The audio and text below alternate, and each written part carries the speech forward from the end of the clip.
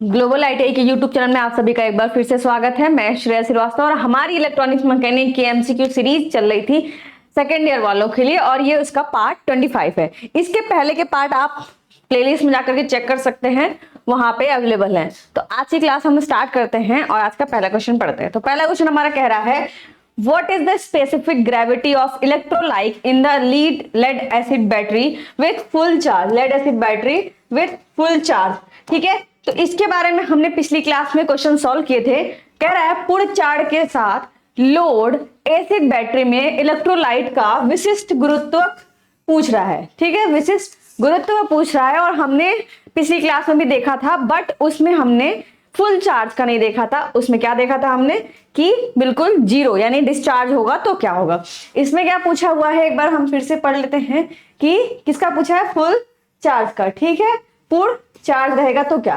फिर से हमने ये वाला आपके सामने टेबल ले आए हैं कि इस टेबल को देख करके हम समझ जाएंगे ये कौन सा वाला है। ठीक, तो अभी तक हमने पढ़ा था कि पूछा था बिल्कुल डिस्चार्ज वाला ये क्वेश्चन आएगा तो हम बिल्कुल डिस्चार्ज वाला क्या लगाएंगे, 1.110 से 1.140 के बीच में जो होगी रीडिंग वही हमारा आंसर होगा। ठीक है, या उसके करीब होगा।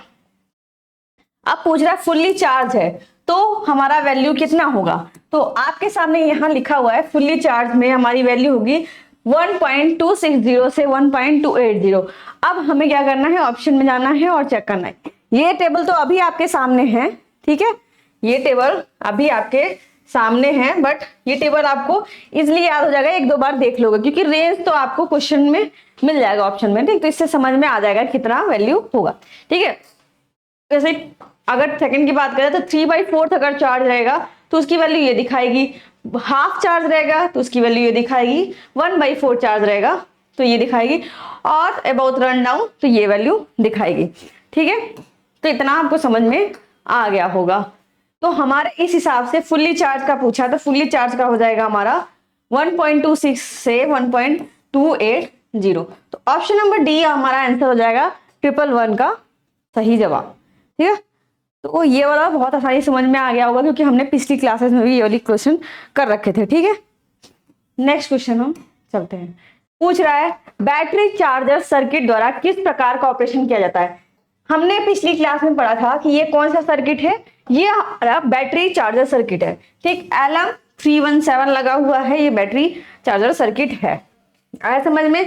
अब ये क्या करेगा, ये जो पूरा बैटरी है उसको चार्ज करने का काम कर रहा है, मतलब उसके सर्किट को एलोबरेट कर रहा है। ठीक है, अब पूछ रहा है विच type of operation is done by the battery charger circuit. इस विधि से कौन सा वाला सर्किट का ऑपरेशन किया जा रहा है, बैटरी चार्जर सर्किट द्वारा किस प्रकार का ऑपरेशन किया जाता है। ठीक, तो हमने पिछली क्लास में भी डिस्कस किया था और नहीं किया था तो हम देख लेते। फास्ट चार्जिंग हमें पता है, अगर चार्जिंग फास्ट करनी हो तो उसको हम कहेंगे कि वो फास्ट चार्जिंग हो रहा है। फ्लैश चार्जिंग क्या होता है, जैसे हम वोल्टेज बढ़ाते हैं चार्जिंग फास्ट करने के लिए, इसमें वोल्टेज न बढ़ा के क्या करेंगे, करंट को तेजी से बढ़ाया जाएगा। ठीक है, तेजी से ये इस वाले निशान का मतलब है तेजी से बढ़ाना, इंक्रीज करना। ठीक है, तो फ्लैश चार्जिंग हमारा जब हम करंट को तेजी से बढ़ाते हैं वो हमारा फ्लैश चार्जिंग हो जाता है। अब ट्रिकल चार्जिंग क्या है, ट्रिकल चार्जिंग में क्या होता है, कांस्टेंट करंट देते रहते हैं। हमने इसके बारे में डिस्कस भी किया था। ठीक है, तो एक कांस्टेंट करंट यानी स्थिर धारा हम प्रवाहित करते रहते हैं। कब, फुल्ली चार्ज होने के बाद भी। जब फुल्ली चार्ज हो जाता है हमारा बैटरी तो हम एक कांस्टेंट करंट उसको देते रहते हैं ताकि वो थोड़ा सा भी डिस्चार्ज ना हो और हमें आउटपुट मिलता रहे, तो उसे हम क्या कहते हैं, ट्रिकल चार्जिंग। ठीक है, और यही मेथड हम यूज करते हैं इसमें बैटरी चार्जिंग सर्किट में ताकि हमारी बैटरी डिस्चार्ज बिल्कुल भी ना हो।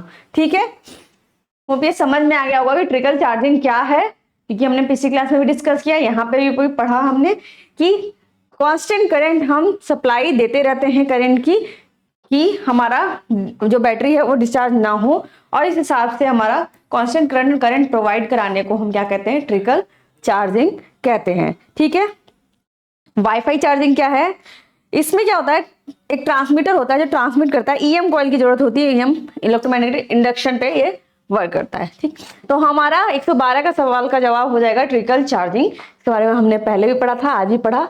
आपसे 2-3 तरह के क्वेश्चन पूछ सकते हैं। पहला तो हमने बताया आपको कि बैटरी चार्जिंग में कौन से आईसी यूज होती है, ये हमारी 317 यहाँ पे यूज हुई है। ठीक, ये इसका कौन सा मेथड होता है, तो ये ट्रिकल चार्जिंग मेथड यूज होता है। अब आपसे पूछेगा कि ये किस लिए यूज हो रहा है या फिर इसका कार्य क्या है, तो यहाँ पे हमारा करंट कंट्रोल करता है। रजिस्टर है तो रजिस्टर क्या करेगा, कंट्रोल, पोटेंशियोमीटर है तो करंट कंट्रोल करेगा, और ये यहाँ पे आ रहा है। और हमें पता है ट्रांजिस्टर कैसी डिवाइस है, ट्रांजिस्टर एक करंट कंट्रोलिंग डिवाइस है। ठीक है, इसके बेस पे जो भी करंट देंगे, इसके जो कलेक्टर है, ठीक है, ये कलेक्टर है, जहां भी कनेक्ट होगा उसका करंट कंट्रोल होगा। ठीक है, तो कलेक्टर कहाँ से जुड़ा है, आईसी से जुड़ा है। अब आईसी को कंट्रोल करेगा तो ये क्या है, ये हमारी रेगुलेशन का काम करेगी, या कह लो हम वोल्टेज कंट्रोल का काम करेगी। क्या करेगी,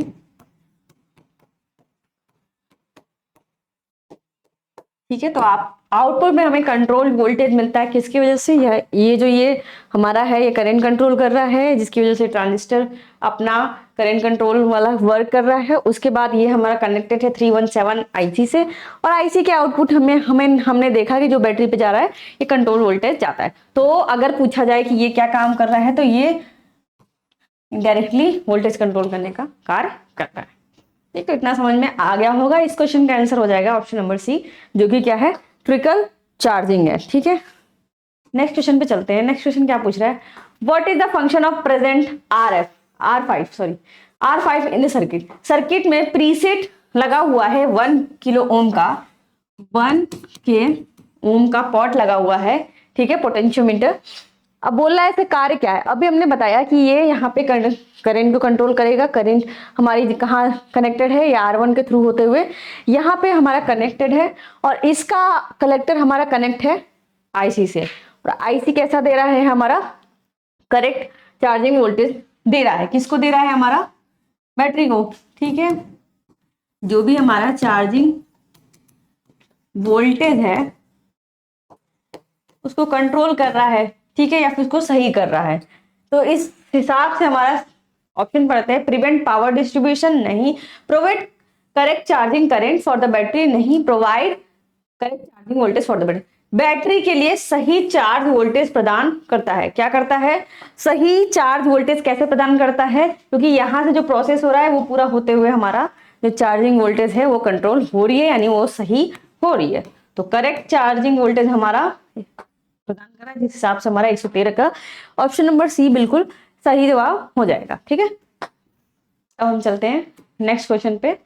पूछ रहा है which test is conducted through the experiment. ये कौन सा टेस्ट हो रहा है, हमने पहले भी अभी जस्ट के पहले वाले क्वेश्चन में डिस्कस किया था। ये 3 वायर से हमारा रेजिस्टेंस, अर्थ रेजिस्टेंस मेजरमेंट हो रहा है। तो क्या हम मेजर कर रहे हैं, अर्थ रेजिस्टेंस मेजर कर रहे हैं, इसको हम डिस्कस कर चुके हैं। ठीक है, तो इस हिसाब से प्रयोग के माध्यम से कौन सा परीक्षण हो रहा है, तो अर्थ रेजिस्टेंस मेजरमेंट किया जा रहा है। ठीक है, 114 का ऑप्शन हमारा डी सही हो जाएगा। 115 पे आते हैं और बोल रहा है which action cause damage to the battery. Battery को खराब करने में कौन सा एक्शन वो होता है, कौन सी कार्रवाई बैटरी को नुकसान पहुंचाती है, कौन सी कार्रवाई नुकसान पहुंचाती है। देखो, ट्रिकल चार्जिंग हमने बताया आपको, कांस्टेंट करंट प्रोवाइड कराने से, यानी देने से बैटरी को, हमारी बैटरी हमेशा चार्ज रहेगी और आउटपुट पे हमें लोड लगाने के बाद भी डिस्चार्जिंग का प्रॉब्लम नहीं होगा। तो ट्रिकल चार्जिंग तो एक मेथड है इसको वो करने का, तो ये तो होगा ही नहीं। ठीक है, इलेक्ट्रोलाइट लेवल हायर से कोई मतलब नहीं है इसका, क्योंकि वो तो ओवरफ्लो होने लगेगा। ठीक है, कांस्टेंट वोल्टेज चार्जिंग से कैसे ये खराब हो सकती है बैटरी, तो ये भी आंसर नहीं होगा। अगर एलिमिनेशन मेथड देखा जाए तो हमारा ओवर चार्जिंग से सही जवाब होगा, लेकिन अगर कॉमन सेंस भी लगाया जाए तो ओवर चार्जिंग से कोई भी चीज खराब हो सकती है। आप मोबाइल को चार्ज करते हैं और 100% होने के बाद भी लगा रहता है तो बैटरी फुल जाती थी पहले वाली। ठीक है, तो वो क्या बता रहा है कि ओवर चार्ज हो गया है, इसलिए वो उसका केमिकल जो रिएक्शन है वो गड़बड़ हो गया। तो ओवर चार्जिंग नहीं करनी चाहिए, वरना हमारी बैटरी खराब हो जाती है। तो 115 का हमारा ऑप्शन नंबर ए बिल्कुल सही जवाब हो जाएगा। ठीक है, अब नेक्स्ट क्वेश्चन पे चलते हैं। Which type of conversion process takes place through the circuit, circuit के माध्यम से किस प्रकार की रूपांतरण प्रक्रिया की जा रही है। अब क्या रूपांतरण किया जा रहा है ये पूछ रहा है, कौन सी प्रक्रिया हो रही है। आपको ये दिख रहा है, ये लाइट आ रही है, सनरेज आ रही है, ठीक, ये हमारी चार्जिंग प्लेट पे आ रही है और इससे हमारा ये क्या ग्लो कर रहा है, एक बल्ब ग्लो कर रहा है। ये बेसिक आइडिया दिया गया है और पूछ रहा है ये क्या हो रहा है। तो सोलर एनर्जी यानी लाइट एनर्जी को हम किस में कन्वर्ट कर रहे हैं, लाइट को हम कन्वर्ट कर रहे हैं इलेक्ट्रिकल में, ठीक है। तो इसको अगर कहा जाए तो ये सोलर एनर्जी को इलेक्ट्रिकल एनर्जी में कन्वर्ट कर रहा है, ठीक है, विद्युत ऊर्जा में बदल रहा है। तो ऑप्शन बी इसका बिल्कुल सही जवाब होगा। एक हमने यहाँ फिगर भी लाए हैं, हम उस फिगर को थोड़ा समझते हैं। जो डिवाइस हम यूज कर रहे हैं जिसको हम सोलर पैनल कह रहे हैं, उसका पार्ट का भी क्वेश्चन पूछ सकता है। मान लो ये तीनों दिया हुआ है, इसको एक्स करके पूछ ले, चाहे इसको एक्स करके पूछ ले, या फिर इसको भी एक्स करके पूछ सकता है, ठीक, कि ये क्या है, इसका नाम, और 4 ऑप्शन दे देगा आपके सामने। तो जो सबसे छोटा पार्ट होता है सोलर पैनल का, उसको हम क्या कहते हैं, सेल कहते हैं। क्या कहते हैं, सेल। सबसे छोटे पार्ट को हम सेल कहते हैं। आया समझ में, हाँ, ठीक। जो सेल से एक प्लेट बनेगी उसको हम मॉड्यूल बोलते हैं। क्या इसका नाम है, मॉड्यूल, ठीक है, सेल मॉड्यूल। कोई भी पूछ सकता है आपको, ये फिगर देते बोले इसका नाम बताइए, ये फिगर देते बोले इसका नाम बताइए, तो आपको पता होना चाहिए। और इन सभी मॉड्यूल को अगर एकत्रित किया जाए, मतलब ढेर सारे सेल को एकत्रित करके मॉड्यूल बनता है, मॉड्यूल को एकत्रित करके हमारा एरे बनता है। क्या बनता है, ठीक है, एरे। आया समझ, ये रहा हमारा एरे। तो इस टाइप से हमारा सोलर जो पैनल होता है वो कुछ इनबिल्ड होता है कि पहले सेल होता है, उसको कंक्लूड करके हम क्या बनाते हैं, मॉड्यूल, और कई सारे मॉड्यूल लगा करके हम सोलर पैनल बनाते हैं जिसको हम कहते हैं एरे। इतना समझ में आ गया होगा। 116 का हमें आंसर मिल गया कि जो ये सोलर एनर्जी है इनको हम क्या करते हैं, इलेक्ट्रिकल एनर्जी में कन्वर्ट करते हैं, ठीक है। तो ऑप्शन नंबर बी बिल्कुल सही जवाब है। अब आपके सामने कुछ डाटा आई है तो इसको थोड़ा सा पढ़ लेते हैं ताकि आगे क्वेश्चंस में हमें हेल्प मिले, और आगे क्वेश्चन के अलावा इसके अतिरिक्त कोई और क्वेश्चन हो तो उसमें भी हमें हेल्प मिलेगी, ठीक है। अब सोर्स ऑफ एनर्जी लिखा हुआ है, ठीक, एक तो होता है पारंपरिक, एक अपारंपरिक, ठीक। तो ये हमारा कन्वेंशनल कहते हैं, इंग्लिश में क्या कहते हैं, कन्वेंशनल, और हिंदी में कहेंगे पारंपरिक, ठीक है। अब पारंपरिक जो सोर्सेस होते हैं, ठीक है, स्रोत, सोर्स मतलब स्रोत, एनर्जी के स्रोत, ठीक है, ऊर्जा के स्रोत।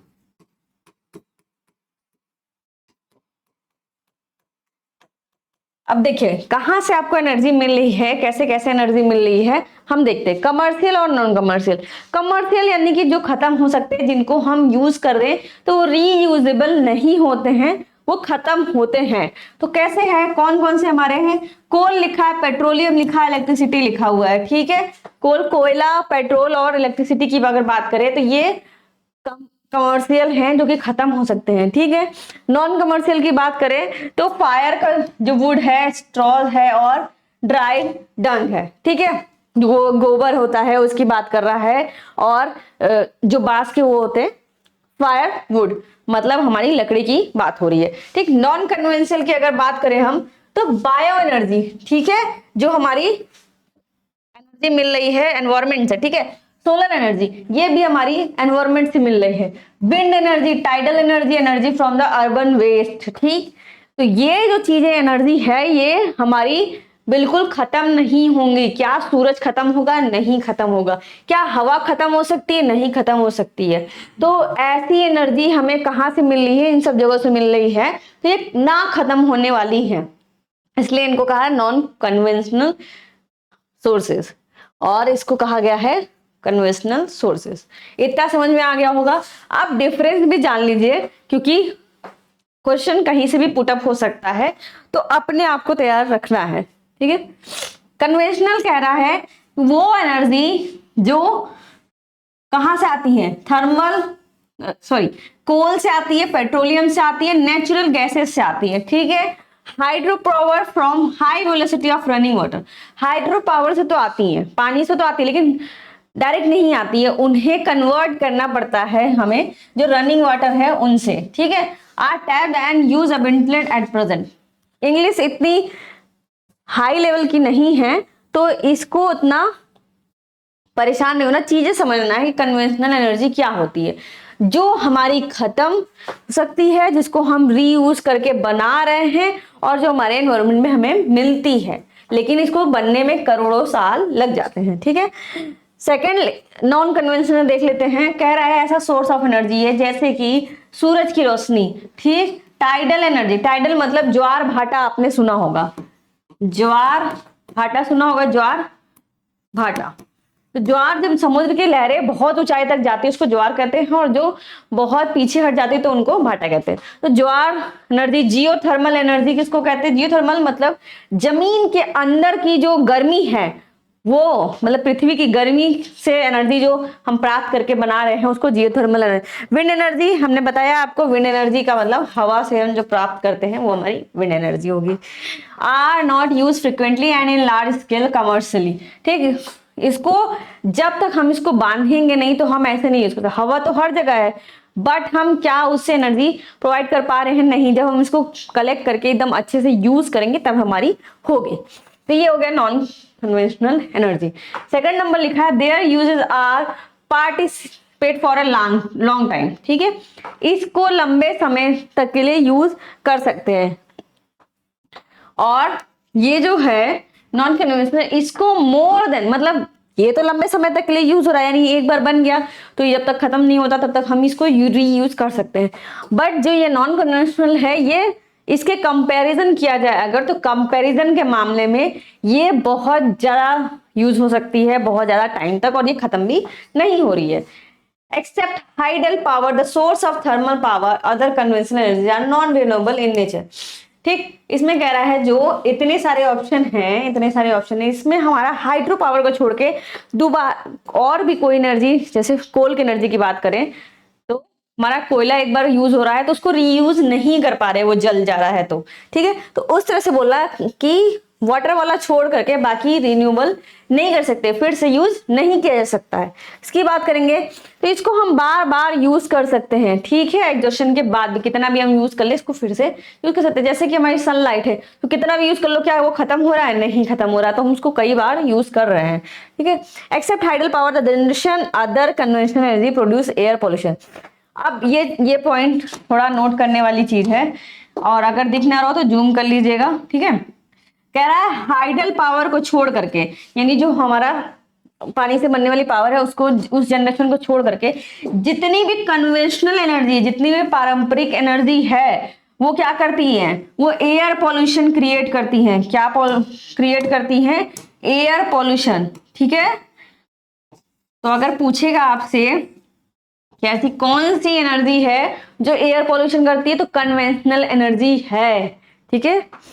लिखा है but the generation of non conventional energy does not produce air pollution, ये हमारा एयर पॉल्यूशन नहीं प्रोड्यूस करती है।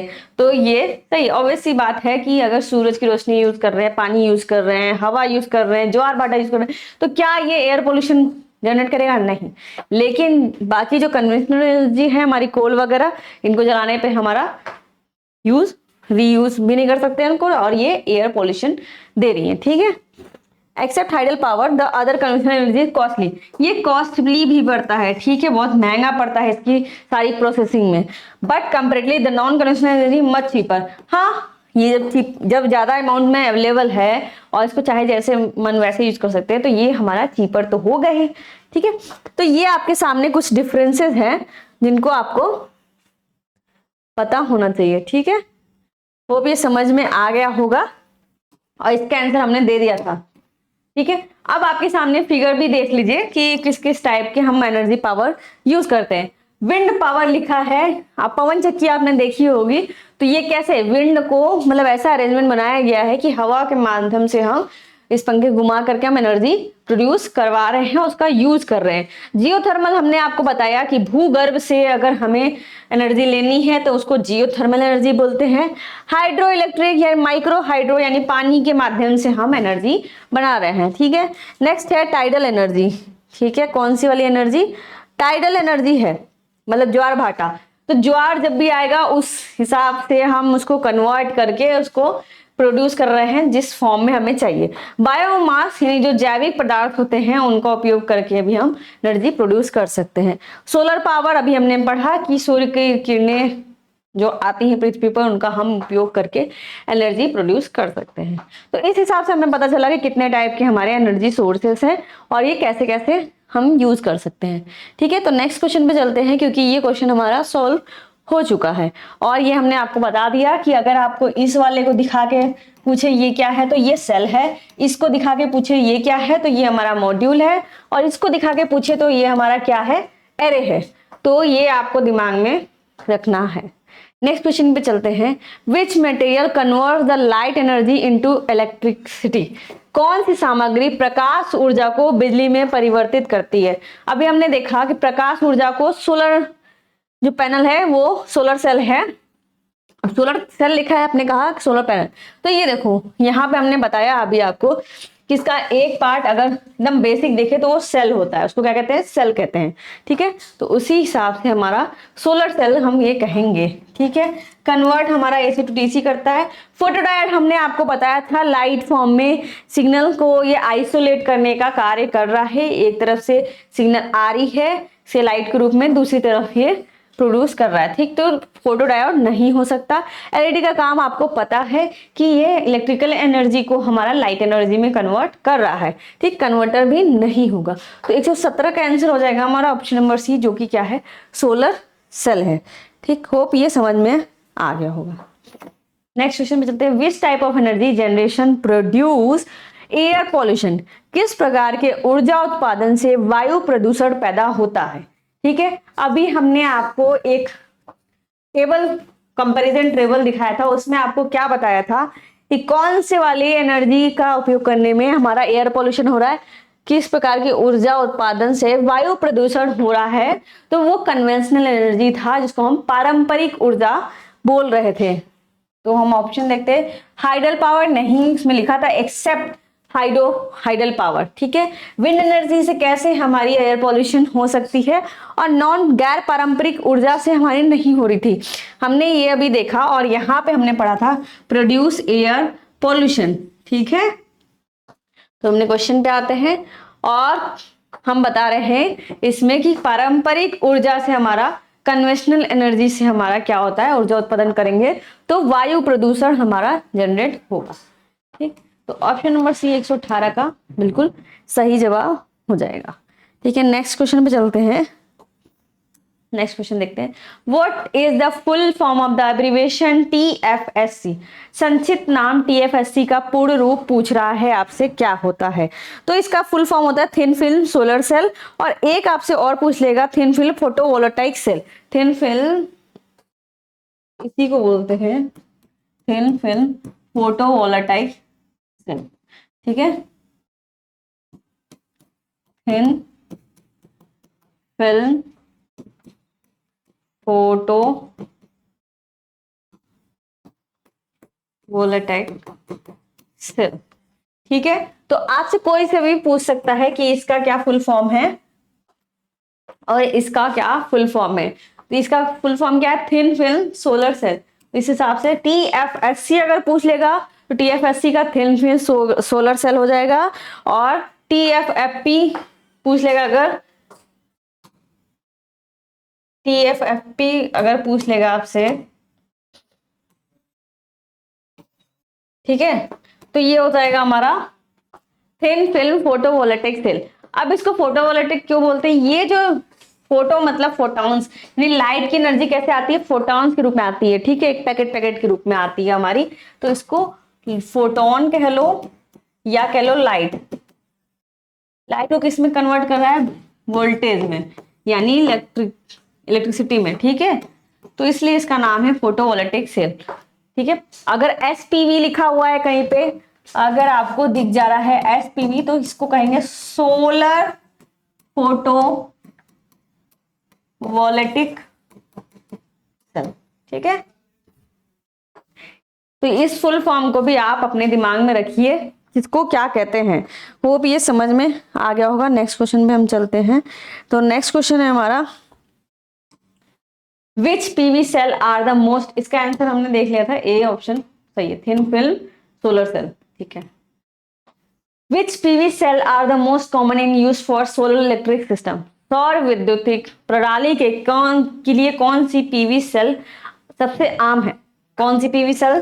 फोटोवोल्टिक की बात कर रहा है, तो कौन सी क्रिस्टलाइन वाली हमारी सबसे आम यूज होती है, इसलिए अवेलेबल होती है और वर्क अच्छा करती है, इसलिए हम इसको यूज करते हैं, क्रिस्टलाइन सिलिकॉन पीवी सेल। ठीक है, अब हम चलते हैं नेक्स्ट क्वेश्चन पे। हमारा क्या पूछ रहा है, what is the name of the block marked X the grid tied system. एक ग्रिड टाइड सिस्टम है, उसमें एक्स के रूप में चिन्हित ब्लॉक का नाम पता होना चाहिए हमें। ठीक है, तो ये कौन सा होगा, तो ये हम बताने से पहले थोड़ा कुछ और समझ लेते हैं जो हमारे लिए जरूरी है। ठीक है, उसके बाद हम आगे बढ़ेंगे। तो आपके सामने एक फिगर है, यहाँ लिखा है ऑफ ग्रिड सिस्टम, यहाँ लिखा है डायरेक्ट कपल सिस्टम। देखते हैं क्या होता है। सोलर इंटेंसिटी आ रही है हमारी, ठीक, ये तो सबसे बेसिक मॉड्यूल होता है कि कैसे हम, जैसे ठेले वाले क्या होते हैं, क्या यूज करते हैं, हमारा बैटरी चार्ज करते हैं, उससे डायरेक्ट हमारा एक बल्ब चला लेते हैं और उनका शाम का काम हो जाता है। तो ये सिर्फ उसी टाइप के पीवी मॉड्यूल का मतलब होता है फोटोवोल्टिक मॉड्यूल की बात हो रही है यहाँ पे। ठीक है, सोलर लाइट आई, और ये जो पीवी मॉड्यूल है वो सोलर पैनल ही है, लेकिन ये पैनल के रूप में नहीं है, मॉड्यूल लिखा है, यानी कि कई सारे इसमें सेल कनेक्टेड होंगे। ठीक है, इस टाइप से। तो एक को चार्ज कर लिया, उसके बाद हम डीसी लोड इस पर दे करके इसको आराम से चला सकते हैं, तो इसको क्या कहेंगे, ऑफ ग्रिड सिस्टम। ठीक है, आया समझ। अब डायरेक्ट कपल सिस्टम की बात करें अगर, तो देखो सेम रहता है, बस इसमें क्या होता है, ये डीसी लोड ही चला सकता है, बट इस वाले में हमारा डायरेक्ट कपल सिस्टम है, हम एसी लोड भी यूज कर सकते हैं और उसको चला सकते हैं। ठीक, सोलर इंटेंसिटी आई, ठीक है, पीवी मॉड्यूल पे गई। अभी हमने बताया पीवी मॉड्यूल, तो इतना भयंकर वर्ड तो है नहीं जो याद करने की जरूरत पड़े, बस आपको फिगर याद रहना चाहिए, क्योंकि एग्जाम में आपसे फिगर दे करके पूछ लेगा, कोई भी ब्लॉक का गायब कर देगा नाम, आप पूछेगा कि इस ब्लॉक में क्या है, एक्स करके। ठीक है, तो इसलिए हमें सारी पता होने चाहिए, सारे पता होंगे तो सारी चीजें समझ में आएंगी। पीवी मॉड्यूल में गया, इन्वर्टर क्या किया, उसको इन्वर्ट किया, कैसे, एसी में, डीसी में निकला तो उसको एसी में कन्वर्ट करके हमारा एसी लोड पे दे दिया, तो एसी लोड चलने लगा। ठीक है, इतना समझ में आया गया होगा। नेक्स्ट हमने एक फिगर लिया है, इसमें लिखा है ऑफ ग्रिड। ठीक है, ऑफ ग्रिड है system with battery without DC, मतलब इसमें ऑफ ग्रिड सिस्टम में विथ बैटरी है, यानी कि स्टोरेज यूनिट है, यानी कि जो चार्ज है उसको स्टोर करके रखिएगा और फिर ये आउटपुट हम बाद में ले सकते हैं इसको। तो सोलर आया, इन्वर्ट किया, एसी लोड पे दे दिया, बट इसमें डीसी लोड पे हम नहीं वर्क करवा सकते हैं। ठीक है, तो ये हमारा क्या हो जाता है, विदाउट डीसी। अब हम लिखेंगे with DC, battery with DC, यानी कि इसमें एसी तो चलेगा ही चलेगा, साथ में हमारा डीसी लोड भी कनेक्ट हो जाएगा और ये भी बिल्कुल अच्छे से चलेगा। हो गया, तो नेक्स्ट पे चलते हैं। नेक्स्ट हम समझते हैं grid tied system with no battery for storing charges. अब इसमें बैटरी नहीं है, ठीक है, चार्ज स्टोर करने के लिए इसमें हमारी बैटरी नहीं मौजूद है। इस वाले में देखिए पीवी मॉड्यूल आया, इन्वर्टर पे आया, ट्रांसफर स्विच आया और एसी लोड चला गया।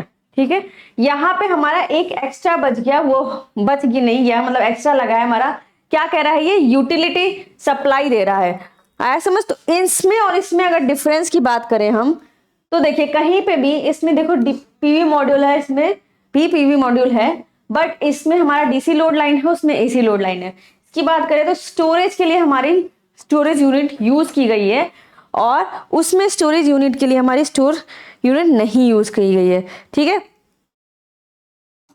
अब आपको हो गया कि यहाँ पे यूटिलिटी सप्लाई है, स्टोरिंग वाले नहीं है, तो हाँ इसमें स्टोरिंग नहीं हो रहा है, बट इससे फायदा क्या होगा यूटिलिटी सप्लाई से, कि कम अगर अमाउंट में इस पे, जैसे बारिश के मौसम में क्या होता है, क्या सूर्य ज्यादा होता है, नहीं, ठीक है, तो सूर्य की किरणें ज्यादा नहीं होती है, बट कम इंटेंसिटी की सूर्य की किरणें भी से भी हमारा चार्ज हो जा रहा है और उस चार्ज से हम फिर अप्लायंसेस यूज कर ले रहे हैं, तो वो हमारा क्या होता है, यूटिलिटी सप्लाई होता है। फिर से सुनिए, जब कम इंटेंसिटी की लाइट से भी अगर ये चार्ज हो जा रहा है और हम उस चार्ज को उपयोग कर ले रहे हैं, तो वो हमारा यूटिलिटी सप्लाई वहां मौजूद है, तभी हो पा रहा है। ठीक है, तो ये हमारा no battery for storage charges, इसमें बैटरी नहीं है, बाकी सब वही हो रहा है। आपको सिर्फ फिगर से फिगर पहचानना है। इस फिगर पे आते हैं, इस फिगर में देखिए system with battery for storing charges. अब एक और एक्स्ट्रा चीज आ गई यहाँ पे कि लो इंटेंसिटी होगा तब ये चार्ज तो हो जाएगा, बट साथ में साथ हम इसको स्टोर भी कर सकते हैं इसमें चार्ज, और बाद में उपयोग कर सकते हैं। तो देखिए यहाँ पे हमारा स्टोरेज यूनिट यानी बैटरी आ गई। ठीक है, आया समझ में? यहाँ पे चार्जिंग हो रहा है, बाकी सब कंडीशन हो रहे, और साथ में यूटिलिटी सप्लाई भी हो रहा है। और आपके क्वेश्चन में भी यही वाला हमारा फिगर पूछा है, और ये वाले ब्लॉक को एक्स मान करके पूछ लिया कि यहाँ क्या होगा, तो यहाँ क्या होगा? यूटिलिटी सप्लाई होगा। देखो आंसर तो सबको ही पता होगा क्योंकि आपके पास पीडीएफ है, बट हमारा उद्देश्य है कि सारे फिगर जान लो ताकि एग्जाम में कोई भी फिगर आए तो आपको कोई दिक्कत ना हो। ठीक है, सारे फिगर समझ में आ जाए। तो यहाँ पे क्या होगा हमारा ऑप्शन नंबर डी, जो कि क्या कह रहा है 121 में, यूटिलिटी सप्लाई होगी। क्या होगा? यूटिलिटी सप्लाई होगा। अब इसमें पूछे आपसे कि कौन सा वाला, तो ये विथ बैटरी चार्जर है। ठीक, विथ बैटरी स्टोरिंग डिवाइस। तो हम यहाँ ये समझ रहे थे। ठीक, यही वाला फिगर था, हमने समझ लिया। नेक्स्ट हमारा यहाँ पे लिखा हुआ है PV module android system utility connected to charge battery. ठीक है, चार्ज बैटरी से यूटिलिटी सिस्टम कनेक्टेड है, और यहाँ पे कुछ एक्स्ट्रा लग गया है, ये हमारा ये बता रहा है ग्रिड सिस्टम। समझ में आ गया होगा इतना तो। अब ये देखिए ग्रिड कनेक्टेड सिस्टम क्या होता है। यहाँ पे हमारा MPPT है, मैक्सिमम पावर पॉइंट ट्रैकिंग। इसका फुल फॉर्म क्या होगा? मैक्सिमम पावर, एक minute, maximum power point tracking. तो ये आपसे एग्जाम में पूछ सकता है कि MPPT का फुल फॉर्म क्या हो जाएगा। तो MPPT का फुल फॉर्म है हमारा मैक्सिमम पावर पॉइंट ट्रैकिंग। ये समझ में आ गया होगा। ठीक है, अब हम नेक्स्ट स्लाइड पे चलते हैं। What is the name of the SPV? हमने बताया था सोलर फोटोवोल्टेइक सिस्टम्स को कहेंगे। ठीक, कौन क्या फुल फॉर्म होगा SPV का? अगर SPV का फुल फॉर्म पूछेगा, फोटो